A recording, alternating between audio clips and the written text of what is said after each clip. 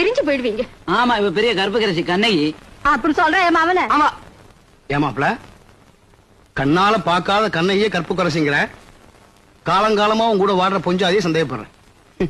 ஒண்ணு தெரியுமா உனக்கு? கண்ணகி வாழ்ந்த காலத்துல தொட வரைக்கும் தூக்கி காட்டுற சினிமா கிடையாது. மாறாப்புச்சால விலகியே கிடக்கிற மாதிரி படம் போடுற பத்திரிகைங்க கிடையாது. 10 வயசு பிள்ளைங்க கூட பார்த்தா கெட்டு போற மாதிரி ஸ்டார் டிவி, எம் டிவி, கழுத டிவி, குதிரை டிவின்னு எந்த டிவியும் கிடையாது.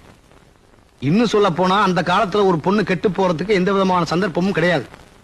அப்படிப்பட்ட காலத்துல ஒரு பொண்ணு கற்புக்கரசியா இருக்குங்கிறது பெரிய விஷயமே இல்ல. ஆனா இன்னைக்கு சொல்ல அப்படி இல்ல. ஒரு பொண்ணு காலங்காத்தால எழுந்து ஜன்ன கதவை திறந்தான்னா போதும், கெட்டு போயிடலாம். அவ மனசை சலனப்படுத்துறதுக்கும் கண்ணை மூடி திறக்கிறதுக்குள்ள கெட்டு போறதுக்கும் எல்லா விதமான சனியன்களும் சந்தர்ப்பங்களும் சுத்தி இருக்கு. இப்படிப்பட்ட சூழ்நிலையிலையும் மனசுல எந்த விதமான சலனத்துக்கும் இடம் கொடுக்காம புருஷனுக்காக வருஷக்கணக்கா தவம் கிடக்குறாங்களே நம்ம மனைவி மாறுங்க.